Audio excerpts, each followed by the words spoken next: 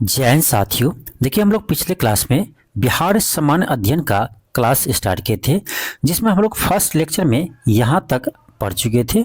आपको पिछले क्लास में हम यहाँ तक पढ़ा चुके थे। ठीक है, आज हम इससे आगे बिहार की भूगर्भिक संरचना से क्लास को स्टार्ट करेंगे और बहुत ही बेहतरीन तरीके से आपको हम समझाने वाले हैं। तो क्लास को जरूर देखिएगा और हो सके तो वीडियो को जरूर शेयर कीजिएगा। चलिए, आज हम यहाँ से स्टार्ट करते हैं बिहार की भूगर्भिक संरचना। देखिए, बिहार की भूगर्भिक संरचना को 4 वर्गों में विभाजित किया जाता है। बिहार के भूगर्भिक संरचना को 4 वर्गों में विभाजित किया जाता है। 4 वर्गों में विभाजित किया जाता है। ये कौन कौन सा है? तो पहले हम यहाँ पर देख लेते हैं ये 4 भाग पार्ट कौन सा है। तो इसमें पहला आपका है आर्कियन युग की चट्टानें। आर्कियन युग की चट्टानें और इसी का पार्ट होता है आपका धारवाड़ चट्टानें। और आपका सेकेंड है विध्यन समूह की चट्टान, थर्ड है टर्सरी चट्टान और फोर्थ है क्वाटरनरी चट्टानें। ठीक है, तो आप देखिए ये जो है आपका बिहार के भूगर्भिक संरचना है, जिसको 4 भागों में बांटा गया है। अब मेन है कि ये 4 भाग जो है उसको याद रखना है मैप पर कि आर्कियन युग की चट्टान किधर किस साइड है, विध्यन क्रम की चट्टान कहाँ पाए जाते हैं, टर्सरी चट्टान कहाँ पाए जाते हैं और क्वाटरनरी चट्टान कहाँ पाए जाते हैं। तो चलिए हम इसको मैप पे देखते हैं। अब देखिए इसी चीज को मैप पर भी दर्शाया गया है। अब देखिए यहाँ पर क्या लिखा है, यहाँ 1 लिखा है। तो 1 में हम यहाँ पर क्या लिखे थे? तो पहला था आपका आर्कियन युग की चट्टानें। ये जो है पार्ट, ये आपका आर्कियन युग की चट्टानें का पार्ट है। आर्कियन युग की चट्टान के पार्ट है। फिर आपका सेकेंड था, सेकेंड में किसको नंबरिंग किए थे? तो सेकेंड में था आपका विध्यन क्रम की चट्टानें। ठीक है, विध्यन क्रम की चट्टानें। तो ये आपका हो गया विध्यन क्रम की चट्टान। और थर्ड में किसको लिखे थे? थर्ड में हम लिखे थे, ध्यान होगा आपको, टर्सरी चट्टानें। ठीक है, तो ये आपका है, ये जो भाग है आपका, ये टर्सरी चट्टान वाले पार्ट है। ठीक है, और आपका चौथा जो मैदानी भाग है ये है आपका क्वाटरनरी चट्टानें। ठीक है, तो पहले इस मैप पे इसको ध्यान रखिए। ठीक है, क्योंकि आपके एग्जाम में ना प्रश्न ऐसे पूछ देंगे कि बिहार में आर्कियन चट्टान कहाँ पाए जाते हैं। ठीक है, बहुत ही सिंपल प्रश्न देगा तो आपको ऐसे ऑप्शन दे सकता है, जैसे ये जो आपका आर्कियन युग की चट्टान ये किस भाग में है। तो आप मैप को इसको डिवाइड करेंगे तो ये देखिए, ये आपका हुआ ईस्ट, ये हुआ आपका वेस्ट, ये है आपका नॉर्थ और ये है आपका साउथ।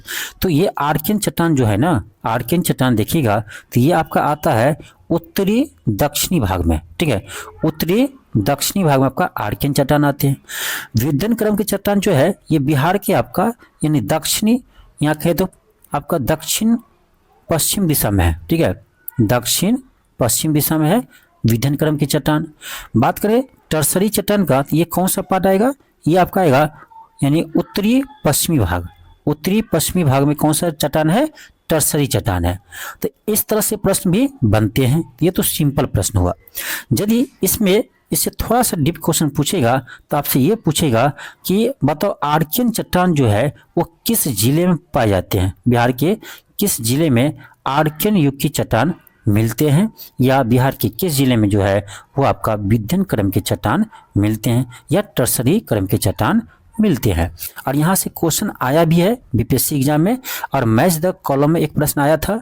ठीक है, इससे पहले एक क्वेश्चन आया है कि निम्नलिखित में से किस जिला में आर्कियन युग की चट्टान नहीं पाए जाते हैं। तो उसमें था एक ऑप्शन रोहतास, और रोहतास जो है ना, ये रोहतास में आपको विध्यन क्रम के चट्टान पाए जाते हैं। तो इसको हम पूरे डिटेल्स में देखने वाले हैं कि आर्कियन युग की चट्टान कौन से जिले में है, विध्यन क्रम की चट्टान कौन से जिले में है, और टर्सरी युग की चट्टान जो है वो कौन से जिले में आते हैं। और टर्सरी ये मैप आप देखकर ही बता सकते हैं, ये आपका पश्चिमी चंपारण में, देखिए मैप में आप देखकर बता सकते हैं कि ये किस में है, पश्चिमी चंपारण में है। ठीक है, तो चलिए हम एक एक करके पढ़ते हैं। सबसे पहले हम किसको पढ़ेंगे? आर्कियन क्रम के चट्टान। सबसे पहले हम आर्कियन क्रम के चट्टान पढ़ेंगे। और ये बिहार की मैप है, आप इस मैप को देख लीजिए कि ये आर्कियन क्रम के चट्टान जो है ये किस भाग में है। तो सबसे पहले आप ध्यान रखिए, ये जो है ये बिहार के आपका यानी दक्षिण पूर्व भाग में है। ठीक है, ये जो है दक्षिण पूर्वी भाग में है। बिहार के दक्षिणी पूर्वी भाग में कौन सा चट्टान है?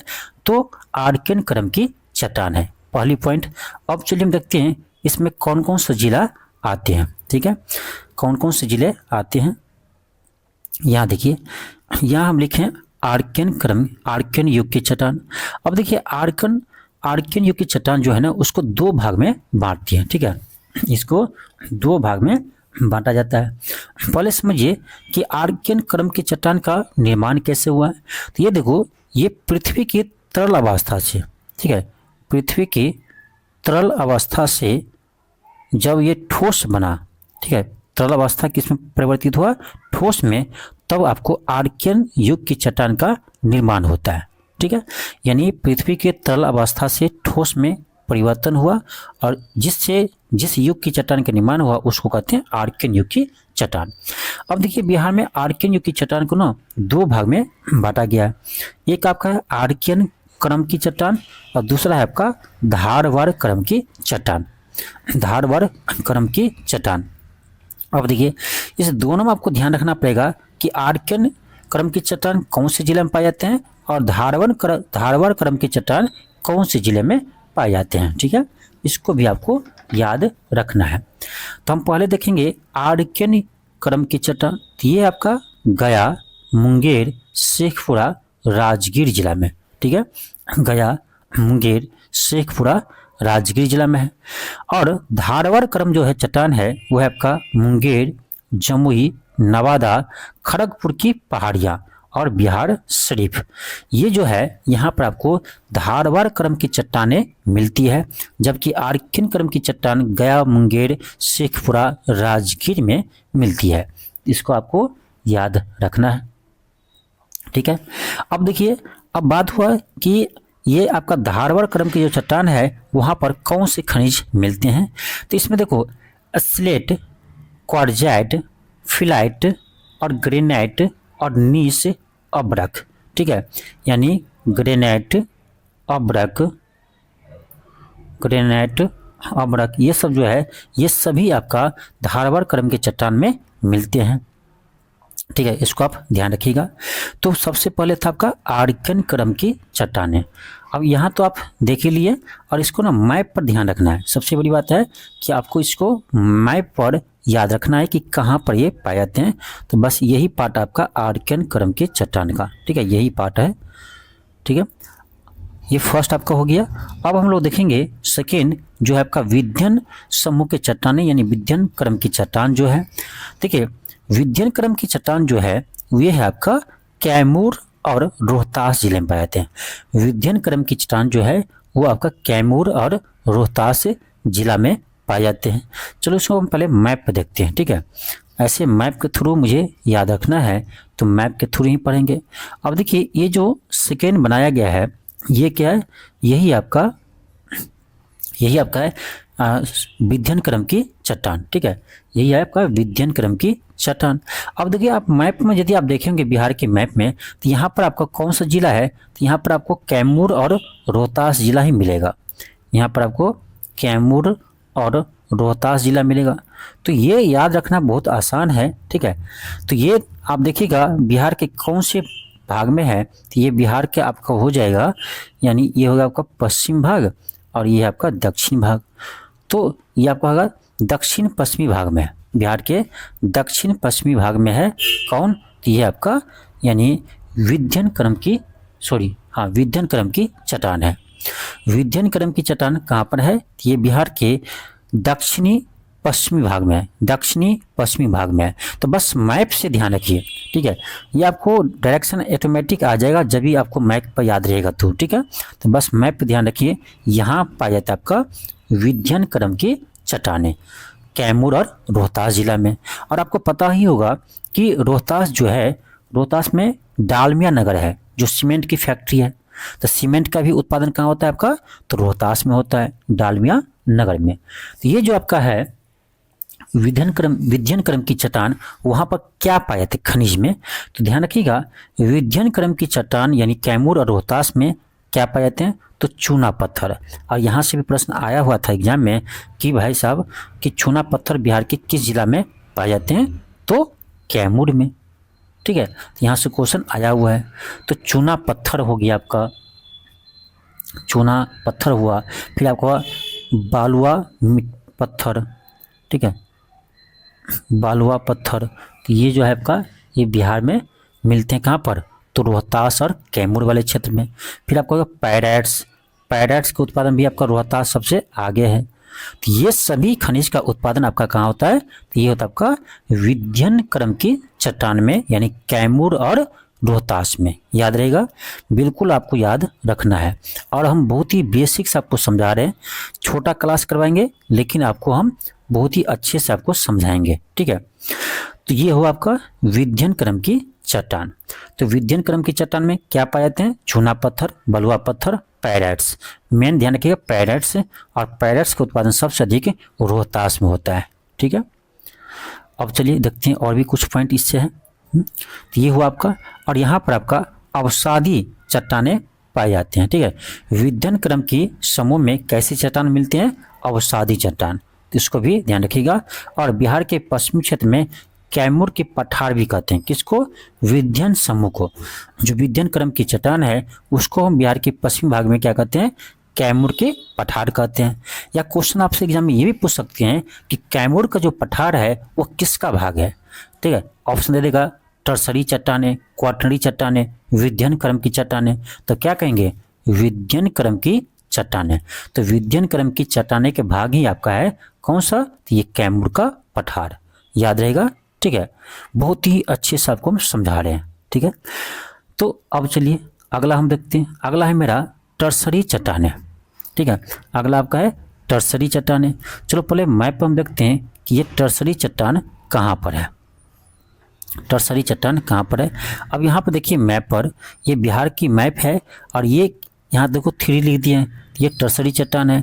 और ये कौन सा पार्ट पर है, यदि आप पिछले क्लास आप देखे होंगे तो आप देखकर बता सकते हो कि ये आपका पश्चिमी चंपारण है। कौन सा है जिला, ये आपका बिहार का पश्चिमी चंपारण है। यानी बिहार के पश्चिमी चंपारण में ही आपका टर्सरी युग की चट्टानें मिलती है। बिहार के पश्चिमी चंपारण में जो है वो टर्सरी युग की चट्टानें मिलती है। और यहीं पर है आपका शिवालिक पहाड़ी। ठीक है, शिवालिक, ठीक है ध्यान रखिएगा, शिवालिक श्रेणी का, शिवालिक श्रेणी जो है यहीं आपका पाए जाते हैं कहाँ पर, तो ये आपका टर्सरी युग में शिवालिक श्रेणी। ठीक है, और इसी शिवालिक श्रेणी का भाग है जो आगे हम पढ़ेंगे, सोमेश्वर की पहाड़ी, जो आपका बिहार के पश्चिमी चंपारण में है। सोमेश्वर, सोमेश्वर की पहाड़ी जो है वो किसके भाग है, तो ये आपका शिवालिक की शिवालिक श्रेणी के ही भाग है। कौन, सोमेश्वर की पहाड़ी, जो आपका बिहार के पश्चिमी चंपारण जिला में है। और ये सभी जो है ये आपका टर्सरी चट्टान है। क्या है, टर्सरी चट्टानें हैं। तो याद होगा, तो बिहार में टर्सरी चट्टान कहाँ है, पश्चिमी चंपारण में, वहाँ पर शिवालिक श्रेणी पाए जाते हैं और वहीं पर आपका सोमेश्वर की पहाड़ी भी है। ठीक है, याद रहेगा। और यदि आपको ऐसे ही पूछे ये किस भाग में है, तो बस इस मैप पे देख लीजिए ये किस भाग में आते हैं, तो देखेंगे तो ये आपका बिहार के, ये हो गया आपका उत्तर, ये हो गया पूर्व, तो ये आपका उत्तर पूर्व भाग में है। बिहार के उत्तर, सॉरी पूर्व नहीं, सॉरी पश्चिम, उत्तर पश्चिम भाग में है। ये बिहार के उत्तरी पश्चिमी भाग में आप कह सकती हो, बिहार के उत्तरी पश्चिमी भाग में है। कौन, तो सोमेश्वर की पहाड़ी, या कह सकते टर्सरी चट्टान। तो याद रहेगा आपको, उत्तर पश्चिमी भाग या उत्तरी पश्चिमी भाग में है टर्सरी चट्टान। याद हो गया। ठीक है, अब चलिए अब आपका लास्ट रहा है कौन सा, तो क्वाटरनरी। तो क्वाटरनरी जो है ना ये आपका है गंगा की मैदान। ये आप जानते होंगे, यहाँ से बिहार के बीचों बीच लगभग यहाँ से गंगा गुजरती है। तो ये जो है ना ये आपका गंगा की मैदान है। तो क्वाटरनरी जो है, क्वाटरनरी चट्टान, ये आपका गंगा की मैदान है। ठीक है, चलिए हम इसको भी एक बार देख लेते हैं।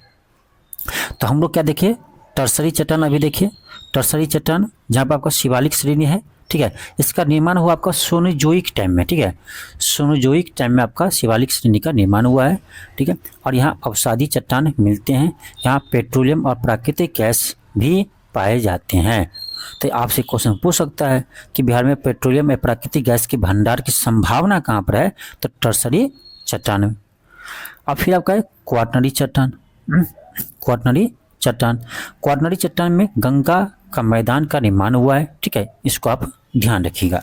और यहीं से क्वेश्चन आपके एग्जाम में आया हुआ था मैच द कॉलम में, आप जाकर देखिए बीपीएससी का पीआईक्यू प्रश्न, शायद आपका ये क्वेश्चन 69वीं बीपीएससी में पूछा हुआ था, जिसमें आपको मैच द कॉलम प्रश्न पूछा गया था, ठीक है। अब हम इस चट्टान को आयु के आधार पर देख लेते हैं। देखिए इसमें आपसे पूछे कि सबसे पुरानी चट्टान कौन सा है, तो आपको होगा धारवाड़, उसके बाद विंध्यन, उसके बाद टर्सरी, सबसे नया होगा आपका क्वाटरनरी।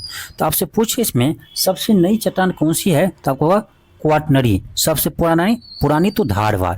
और बिहार में बात करें आपका क्षेत्रफल के आधार पर कि सबसे अधिक क्षेत्रफल पर कौन से प्रकार की चट्टान है, तो सबसे अधिक क्षेत्रफल आपका क्वाटरनरी है, क्योंकि यह मैदानी भाग है क्वाटरनरी। उसके बाद धारवाड़ चट्टान है, उसके बाद विंध्यन क्रम की चट्टान है, और सबसे कम आपका टर्सरी चट्टान है, सबसे कम आपका टर्सरी चट्टान है। इसको आप ध्यान रखिएगा। अब चलिए हम यहाँ से देखते हैं बिहार का भौगोलिक संरचना। बिहार का भौगोलिक संरचना, देखिए बिहार के भौगोलिक संरचना को 3 वर्गों में बांटा गया है। बिहार के भौगोलिक संरचना को 3 वर्गों में बांटा गया है। ये आपका है दक्षिण का पठार, शिवालिक पर्वत का विस्तार कर सकते हैं, और मैदानी भाग, ठीक है। तो ये 3 पार्ट में है। इसमें हम देखें बिहार में सबसे अधिक क्या है, तो सबसे अधिक आपका मैदानी भाग है, उससे कम पठारी भाग, और सबसे कम आपका पर्वतीय भाग है। और बिहार का मैदानी भाग कितना है, 95%। बिहार के कुल भौगोलिक क्षेत्र का 95% जो है वो मैदानी पार्ट है, और 4% पठारी भाग है, और 1% पर्वतीय भाग है। अब चलिए हम इसी को डिटेल्स में देखते हैं, ठीक है। पहले हम देखेंगे शिवालिक पर्वत का विस्तार कहेंगे, या शिवालिक पर्वत भी कह सकते हो। देखिए ये जो है आपका, ये आप देख सकते हैं मैप में, ये जो आपका पश्चिमी चंपारण का जो भाग है, और ये यहीं पर आपका सोमेश्वर श्रेणी है, तो यही आपका शिवालिक पर्वत का विस्तार है। शिवालिक पर्वत श्रृंखला का ये क्या है, विस्तार है, ठीक है। और यहीं पर आपका सोमेश्वर द्रोणी पाए जाते हैं, सोमेश्वर द्रोणी पाए जाते हैं। और इसकी आपका सोमेश्वर द्रोणी जो है उसकी ऊंचाई है आपका 874 मीटर।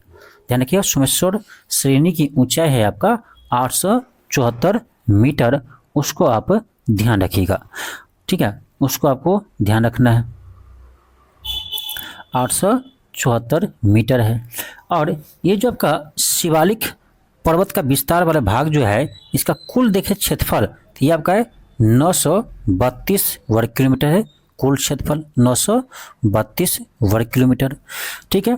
इसको आपको ध्यान रखना है। और सोमेश्वर श्रेणी की लंबाई पूछे ना, तो 74 किलोमीटर है। सोमेश्वर श्रेणी की लंबाई पूछे तो 74 किलोमीटर है। अब चलिए इसको थोड़ा हम अच्छे से देखते हैं। यहाँ देखिए, इसको थोड़ा जूम करते हैं। अब देखिए यहाँ देखिएगा, ये जो है ना 3 पार्ट में बटा हुआ है, 3 पार्ट में बटा हुआ है।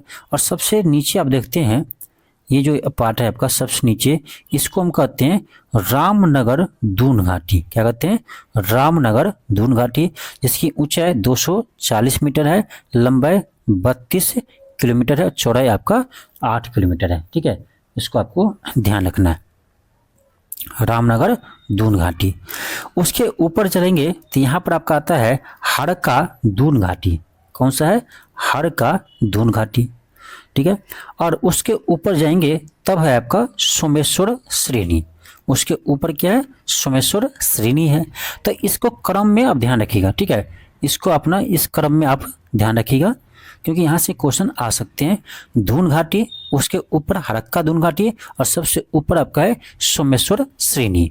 और ये जो है सोमेश्वर श्रेणी, ये आपका कहाँ पर है, आप मैप में देखिए, बिहार की मैप में ये कौन सा पार्ट है, ये आपका पश्चिमी चंपारण वाले भाग है, ठीक है। तो सोमेश्वर का श्रेणी जो है ये आपका पश्चिमी चंपारण जिला में है, ठीक है।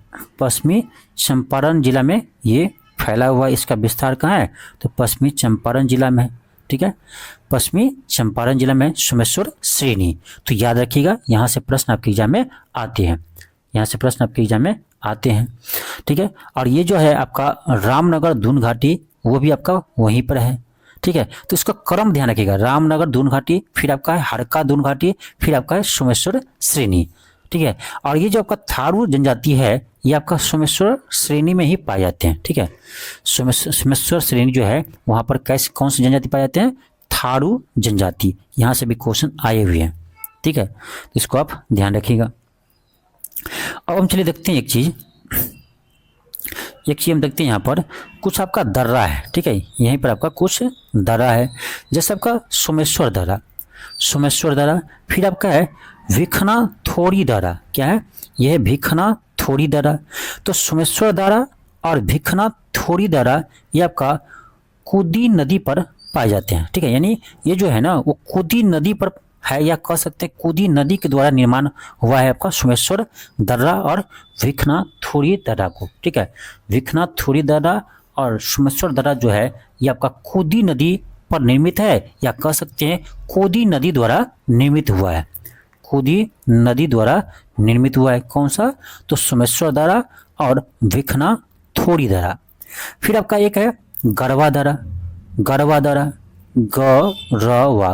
दर्रा जो है ये आपका हड़का नदी पर, या कह सकते हैं ये जो आपका गरवा दर्रा है वो आपका हड़का नदी द्वारा निर्मित हुआ है, हड़का नदी द्वारा निर्मित हुआ है।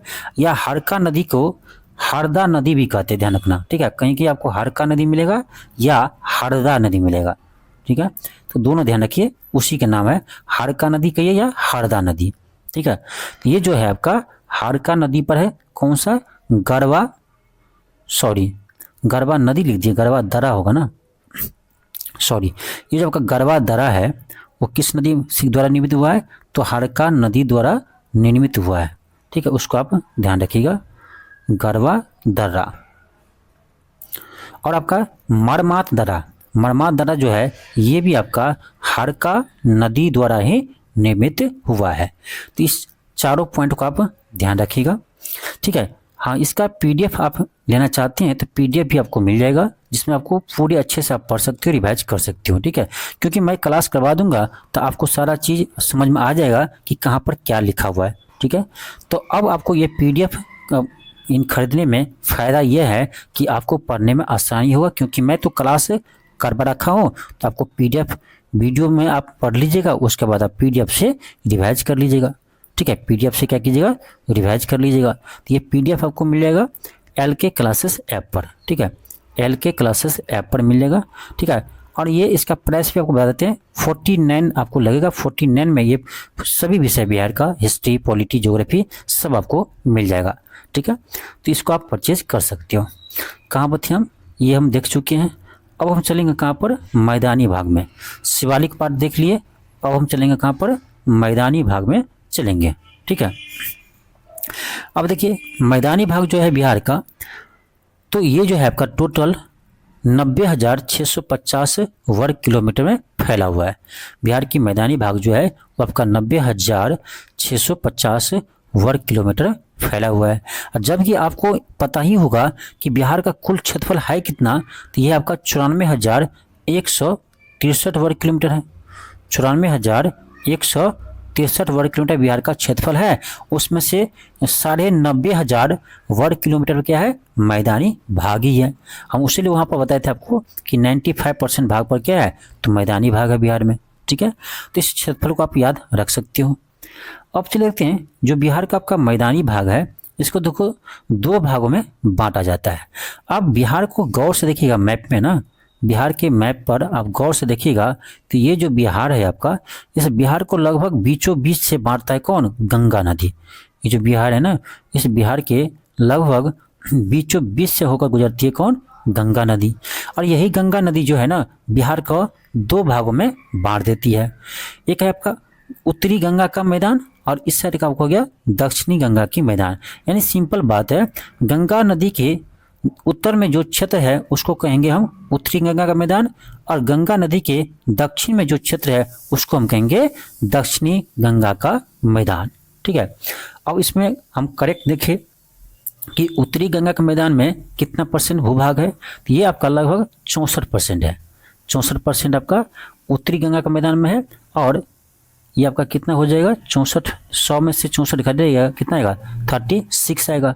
तो 36% जो है ये आपका दक्षिणी गंगा के मैदान में आपको आते हैं। ठीक है, तो देखा जाए तो बड़ा भाग कौन सा है, उत्तरी गंगा का मैदान है, लेकिन फिर भी हम लोग कहते हैं कि गंगा नदी जो है लगभग आपका बिहार को बीचों बीच से क्रॉस करती है। ठीक है, इसीलिए दो भाग में बढ़ जाती है बिहार, उत्तरी गंगा का मैदान और दक्षिणी गंगा का मैदान। ठीक है, अब देखिए यहाँ पर क्या है, तो यहाँ से प्रश्न आपको बहुत प्रश्न आते हैं। जैसे आपका उत्तरी गंगा का मैदान है, उसमें नदी कौन कौन सी नदी प्रवाह करती है, और क्रम में आपसे पूछी जाती है एग्जाम में। ठीक है, ये जो नदी है, ये देखो, ये आपका ये गंगा नदी है। ठीक है, ये आपका बिहार का उत्तरी मैदान है। ठीक है, ये आपका बिहार का उत्तरी मैदान है। अब उसमें से देखो कौन कौन सी गंगा बहती है, वो आपको देखो दिया है, घाघरा नदी, फिर गंडक नदी, फिर कोसी नदी, फिर महानंदा नदी, जो जाकर सीधे गंगा में मिलती है। अब उसके बीच देखो ये जो है उसको दोआब बोलते हैं, घाघरा गंडक दोआब कहेंगे, और इसको क्या कहेंगे, उसको गंडक कोसी दोआब कहते हैं, और इसको कहते हैं कोसी महानंदा दोआब। तो कभी कभी ना इसका क्रम आपसे एग्जाम में पूछ लिए जाते हैं। ठीक है, इसका क्रम कभी कभी आपसे पूछ लिए जाते हैं, उत्तर से पश्चिम से पूरब की ओर या पूरब से पश्चिम की ओर। तो कैसे याद रखेंगे, तो इसके लिए आपको नदी को याद रखना पड़ेगा कि सबसे पहले आपका यहाँ घाघरा नदी, उसके बाद गंडक नदी, फिर कोसी नदी, फिर आपका महानंदा नदी। अब जो घाघरा और गंडक के बीच के मैदान है उसको क्या कहते हैं, उसको कहते हैं घाघरा गंडक दोआब। फिर जो गंडक और कोसी के बीच का भाग है उसको क्या कहेंगे, गंडक कोसी दोआब, और उसके आपका कोसी और महानंदा के बीच का जो भाग है उसको हम कहेंगे कोसी महानंदा दोआब। तो ये हुआ आपका उत्तरी मैदान की नदियां, जो प्रमुख नदियां हैं गंगा में जाकर मिलती है। आज के लिए यहीं तक रहने दीजिए, अगले क्लास में हम लोग मैदानी भाग को पूरे अच्छी तरह से पढ़ेंगे, क्योंकि देखो मैदानी भाग में थोड़ा सा लंबा क्लास होगा, तो हम सोचते हैं कि एक साथ ही मैदानी भाग को देख लेंगे, क्योंकि उत्तरी गंगा का मैदान, दक्षिणी गंगा का मैदान अलग से मुझे पढ़ना पड़ेगा, और ये दोनों पढ़ाने में आपको समय थोड़ा अधिक लगेगा। इसलिए हम क्या करेंगे, अगले क्लास में हम मैदानी भाग को अलग से हम एक साथ देख लेंगे। ठीक है, तो एक क्लास आपको लगेगा सिर्फ मैदानी भाग को हमें पढ़ने में, तो आज हम यहीं पर क्लास को रोकते हैं, और अगले क्लास में हम लोग मैदानी भाग से आगे क्लास देखेंगे। चलिए मिलते हैं नेक्स्ट क्लास में। थैंक यू, धन्यवाद। यदि आपको ये वीडियो अच्छा लगा हो तो आप कमेंट जरूर कीजिएगा। ठीक है, कमेंट जरूर कीजिएगा, और चैनल पर नए हो चैनल को जरूर सब्सक्राइब कर लीजिएगा। थैंक यू, धन्यवाद।